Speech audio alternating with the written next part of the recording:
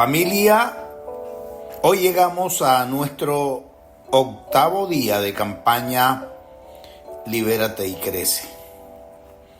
Quiero compartir algunas herramientas necesarias para que le demos a nuestra vida el crecimiento que Dios quiere para nosotros. La Biblia dice en 1 Corintios capítulo 15, versículo 58, así que, hermanos míos amados, estad firmes y constantes, creciendo en la obra del Señor siempre, sabiendo que vuestro trabajo en el Señor no es en vano. ¿Qué tanto has crecido, por ejemplo, en este año? ¿Qué tanto experimentas en tu vida que estás avanzando en tu vida espiritual y en todos los aspectos de tu vida? Pues te voy a recordar 3 cosas que deben ocurrir para que se dé ese crecimiento en tu vida. Es necesario que aumentes tu nivel de conciencia para que sepas qué está pasando contigo. Es necesario que asumas responsabilidades para que no estés echando la culpa a otro ni victimizándote. Y es necesario rendir cuentas. Es muy saludable para el que quiere avanzar tener alguien a quien rendirle cuentas. Podemos revisar entonces en la página 24 del libro Libérate y Crece 4 estados y 3 niveles de conciencia. El primer estado lo vamos a llamar incapacidad inconsciente. Incapacidad inconsciente. ¿De qué se trata? Bueno, cuando no eres consciente de tu incapacidad, no te das cuenta ni de lo malo ni de lo bueno que pasa contigo o a tu alrededor.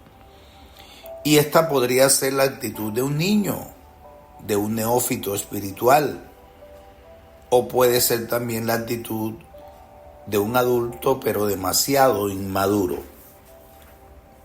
Es cuando haces lo malo y no eres consciente de lo que hiciste. Por lo tanto, no reaccionas, no corriges, no superas, no avanzas, no creces, no tienes ningún rendimiento espiritual ni de ninguna naturaleza. Y aquí vamos a tomar un ejemplo interesante, el ejemplo del rey David. La Biblia refiere en el 2 libro de Samuel que cuando los reyes salían a la guerra, David se quedó en la casa. Compara esto con la vida espiritual o con las diferentes responsabilidades que debes o debemos asumir.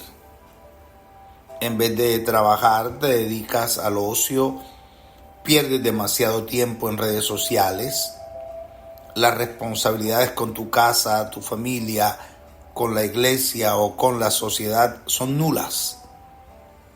Si no asumes desafíos y compromisos en estas situaciones, posiblemente te encuentres en un estado de incapacidad inconsciente. David, el rey David, por estar dedicado al ocio, se encontró con lo que no debía encontrarse, vio lo que no tenía que ver, sintió lo que no debía sentir y terminó haciendo lo que no debía hacer. Vio por la ventana de su habitación una mujer desnuda. Si en vez de dedicarte a trabajar, orar, leer la Biblia, servir en la iglesia, algún tipo de labor social, en fin, te dedicas al ocio y las redes sociales, a lo mejor te encontrarás con situaciones parecidas a las que se encontró el rey David. Después de ver la mujer desnuda, la lujuria entró por sus ojos y decidió violar a la mujer de su mejor colaborador en su reino, en su ejército, y luego decidió asesinar al esposo de la mujer violada para no tener que enfrentar su gran falta con el directo implicado. Y aún después de todo esto, él no se ha dado cuenta del daño que ha hecho. Y es allí cuando Dios envía al profeta Natán. En el segundo libro de Samuel, en el capítulo 12, a partir del versículo 1, dice lo siguiente: el Señor Dios envió a Natán a David, y viniendo a él le dijo: había dos hombres en una ciudad, el uno rico y el otro pobre. El rico tenía numerosas ovejas y vacas, pero el pobre no tenía más que una sola corderita que él había comprado y criado, y que había crecido con él y con sus hijos juntamente, comiendo de su bocado y bebiendo de su vaso, y durmiendo en su seno, y la tenía como a una hija. Y vino uno de camino al hombre rico, y éste no quiso tomar de sus ovejas y de sus vacas para guisar para el caminante que había venido a él, sino que tomó la oveja de aquel hombre pobre y la preparó para aquel que había venido a él. Entonces se encendió el furor de David en gran manera contra aquel hombre, y dijo a Natán: vive el Señor, que el que tal hizo es digno de muerte, y debe pagar la cordera con 4 tantos, porque hizo tal cosa y no tuvo misericordia. Entonces dijo Natán a David: tú eres aquel hombre.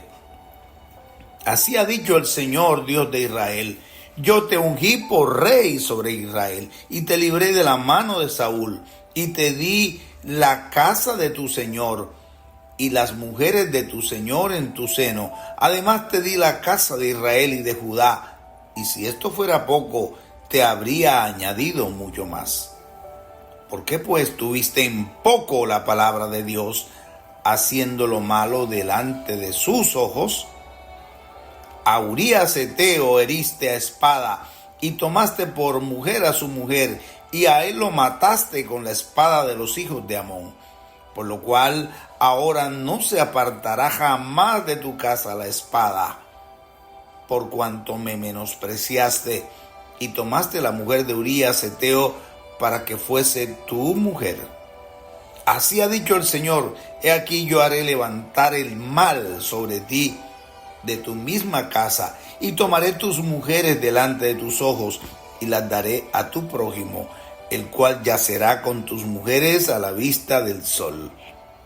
Porque tú lo hiciste en secreto, mas yo haré esto delante de todo Israel y a pleno sol. Entonces dijo David a Natán: pequé contra Dios. Y Natán dijo a David: también Dios ha remitido tu pecado, no morirás. Mas por cuanto con este asunto hiciste blasfemar a los hijos de Dios, el hijo que te ha nacido ciertamente morirá. Y Natán volvió a su casa.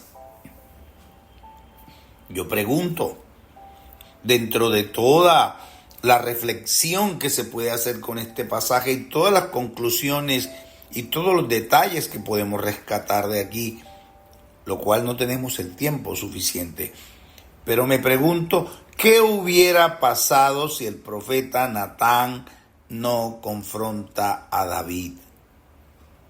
Quizá nunca se hubiera arrepentido, porque a lo mejor hubiera seguido en su estado de incapacidad inconsciente, sin percatarse de lo que ocurría a su alrededor, de todo lo bueno que había recibido y de todo lo malo que había hecho.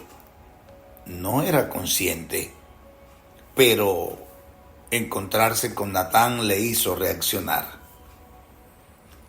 Si Natán no hubiera confrontado a David, a lo mejor David nunca se habría arrepentido. Y sabe, a lo mejor David se hubiera ido al infierno. Pero después de esta confrontación del profeta Natán, David se arrepintió y escribió el Salmo 51. Hago otra pregunta. ¿Qué necesita aquella persona que se encuentra en un estado de incapacidad inconsciente? ¿Sabes qué necesita? Necesita de alguien con autoridad que lo haga ver. Necesita de alguien con autoridad que lo haga reaccionar. Y debe reaccionar con humildad y con honestidad, no con soberbia. Esto salvó a David, que reaccionó con humildad, con honestidad, con arrepentimiento. Esto puede ocurrir de manera general o particularmente en algunas áreas de nuestra vida. Si queremos crecer, si queremos salir del estancamiento espiritual y del estancamiento en cualquier área de nuestra vida, debemos superar este estado de incapacidad inconsciente. Orémosle a Dios en este día y que el Espíritu Santo nos confronte con aquellas situaciones que deben ser eliminadas de nuestra vida. Y si ya hemos salido nosotros de ese estado de incapacidad inconsciente, entonces recordemos que los hombres somos el método de Dios. El método de Dios para los hombres en este tiempo son los hombres. Por eso Dios llama hombres y mujeres. Por eso Dios le dijo a los discípulos: la mies es mucha, los obreros pocos. Rogad al Señor de la mies que envíe obreros a su mies. Y cuando rogamos al Señor de la mies que envíe obreros a su mies, nosotros debemos ser los primeros obreros dispuestos a ir a la mies.